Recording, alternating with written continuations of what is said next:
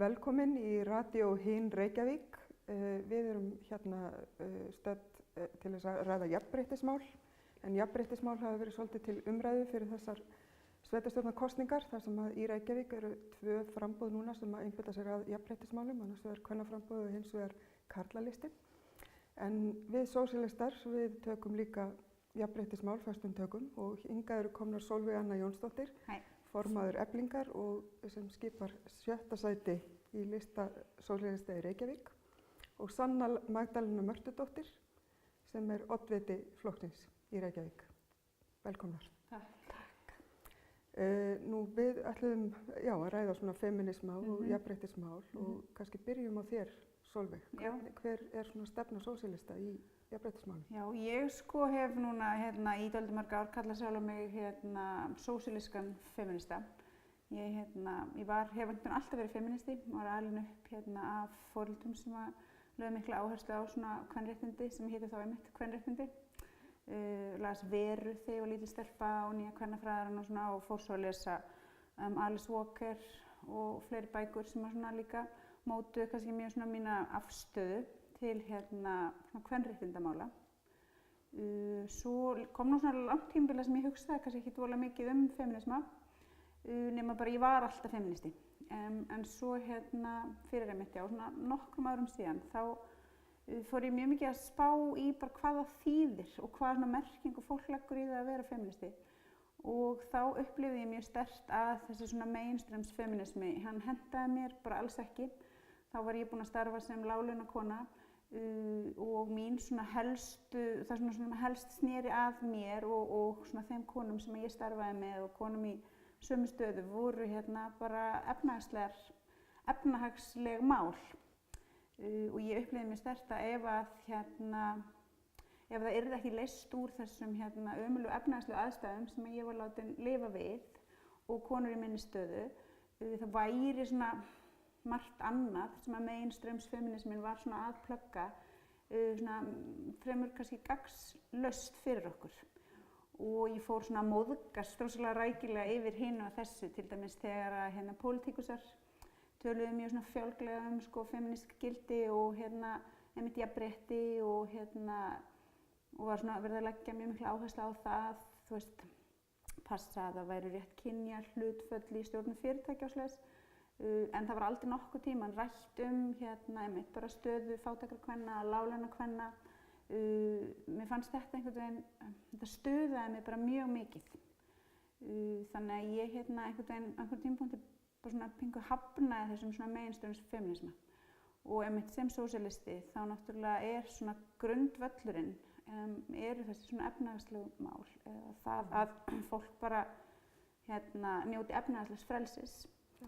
Og fyrir mig bara sem fullorðna konu á bara 50 aldri þá skiptir það alveg gríðarlega miklu máli, en það hvort að einhver kona velst til þess að stýra fyrirtæki eða fá sæti í stjórn fyrirtækja, ef að þessi kona ætla bara að halda áfram að prómótera grimmilegum kapítalisma á kostnað einmitt fátæks fólks, á kostnað lífríkisins og svo framvegis á kostnað einmitt lægra settra kvenna í samfélaginu.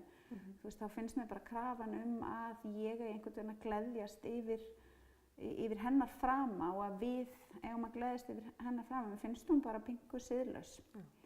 Þannig að þetta kannski svona einmitt hefur svona mótað bara mjög mína afstöðu til feminisma, að meðan hann svona á þessum stað, þessi mainstreams feminismi, að við einhvern veginn láttsett og fátæku konurnar eigum samt að vera ótrúlega lojal gagnvart einhverju framaverkefni ríkra kvenna eða háttsettra kvenna. Og kannski bíða eftir að okkar hlutur sé réttur. Já, sem að við vitum náttúrulega alveg, ég meina við sósíalistar vitum alveg að þú veist, trickle down, það er náttúrulega ekki einu sinni hægt að segja að það virki ekki vegna þess að það er ekkert reynt.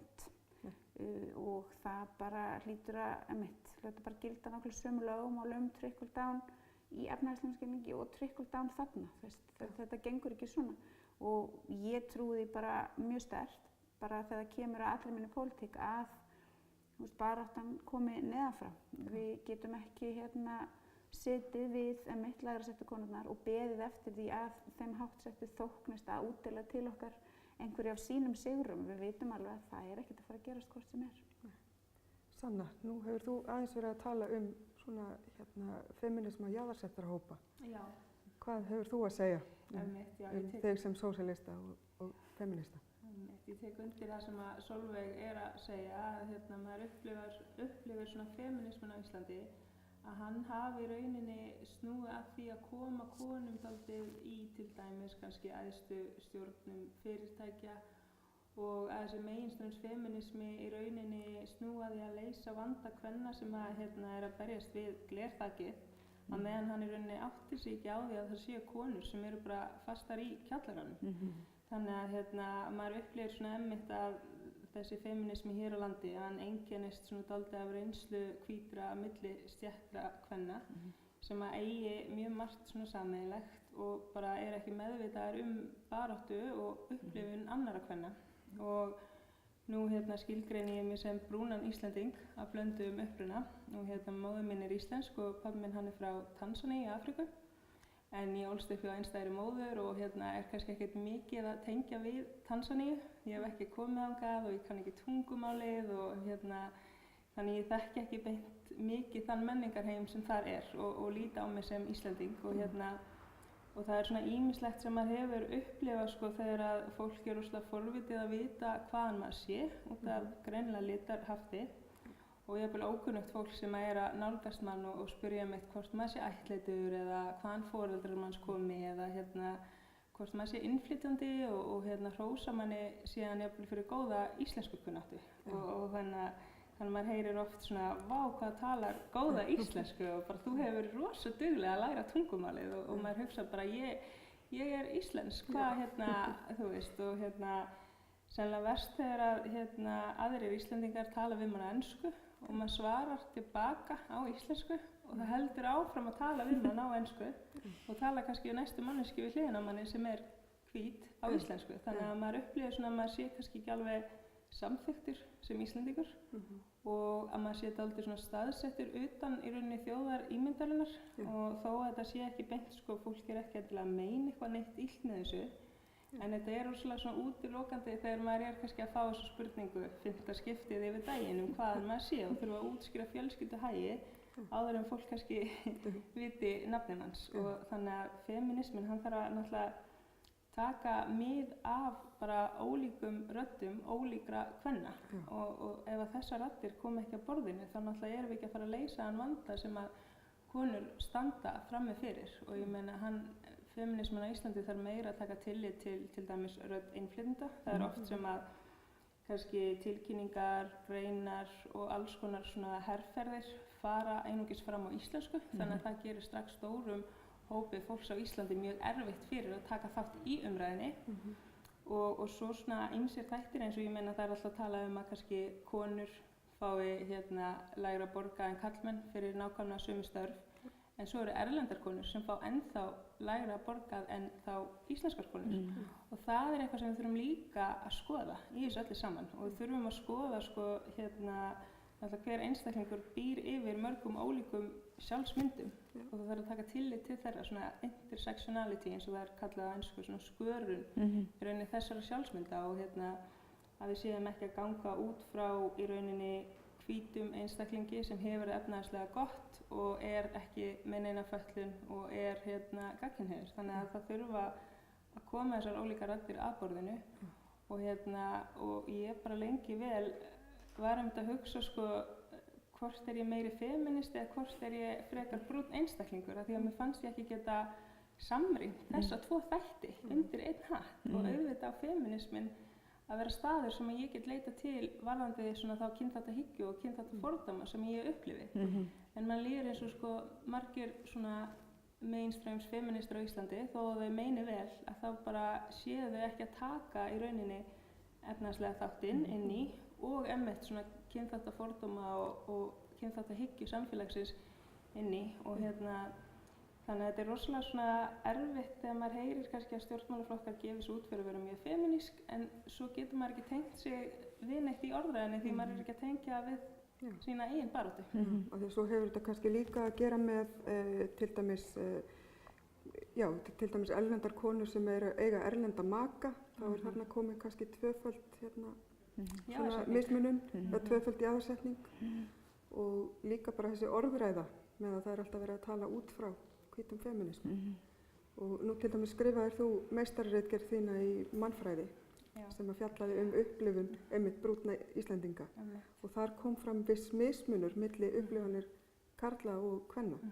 Geturðu sagt okkur aðeins frá því? Sko, ég talaði við 15 einstaklinga af blönduðum uppruna sem áttu þá eitt svona íslenskt hvítt foreldri og annar erlent sem var þá svart eða brúnt og konur voru frekar að greina frá upplifun þar sem að þær upplifðu svona áreiti og fólk væri frekar að nálgast þær, jafnvel að grípa í hár bara ókunnir og snerta hárið og svo bara ráðast svona inn í persónulega rýmið með mjög svona óþægilegum kynferðislegum athugasemdum að í rauninni þá að þessir hvítir menn hefðu ekki sængað hjá dökkri konu og þannig að þær upplifa sko að vera bæði í rauninni svona útilokaðar frá þessari íslenskri þjóðarímynd og svona að þær séu ekki alveg skilgreindar sem íslenskar og tilheyra ekki að fullu og þurfa einhvern veginn að útskýra hvaðan tengingin við dökkt litarhaft komi.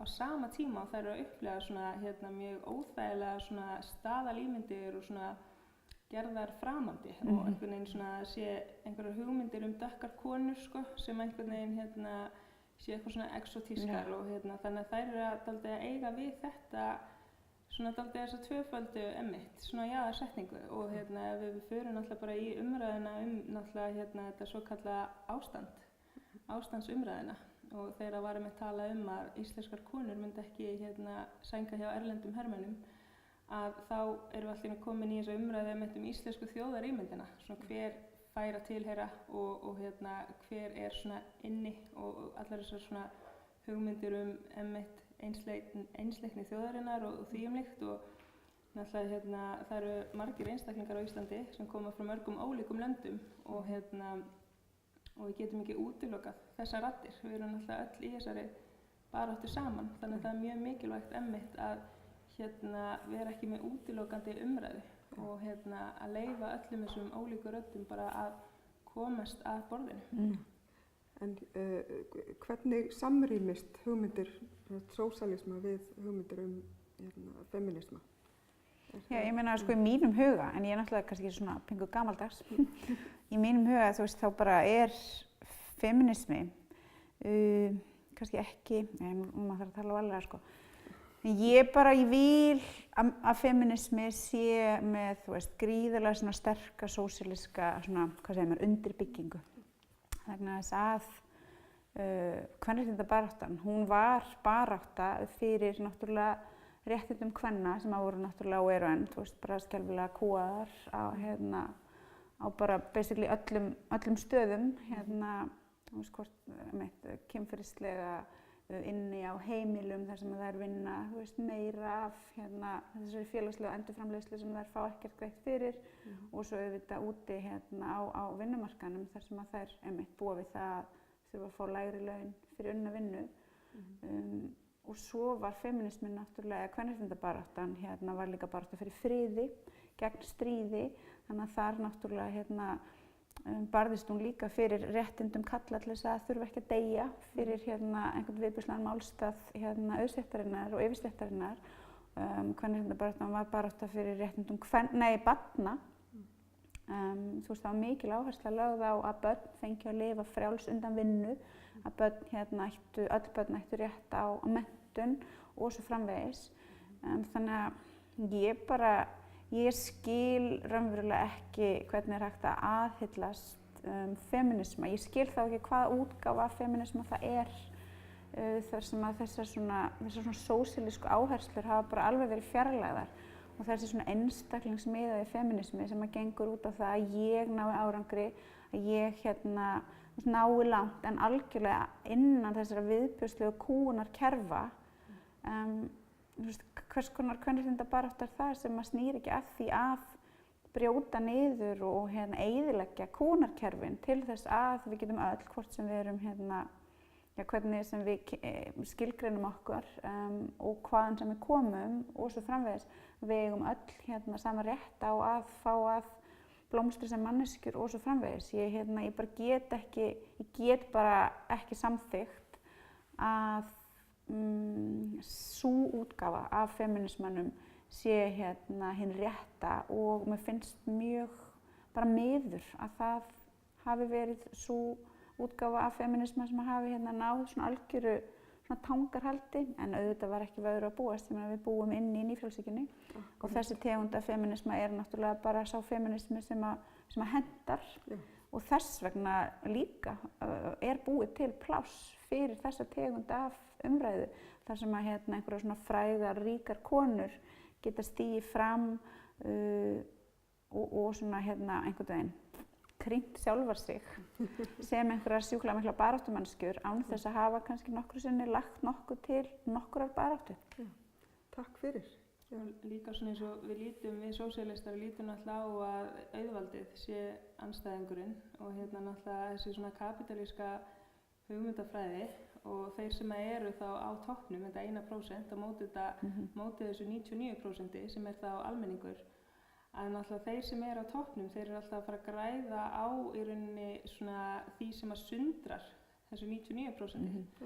Svo við beinum ekki sjónum okkar að einmitt valda miklu elítunni sem að valda slæmum kjörum. Þannig leið og við erum svona, almenningur ósáttur innbyrðis, til dæmis í formi rasisma, ableisma og útlendingahaturs, að þá erum við svo upptekin að því að eyða allri orku okkar í það að við sameinumst ekki gegn einmitt þessu 1% sem óvinurinn. Takk fyrir kærlega. Við höfum hér verið að ræða sósíalískan feminisma, Sanna Magdalena Mörtdóttir og Sólveig Anna Jónsdóttir. Takk fyrir kærlega. Takk.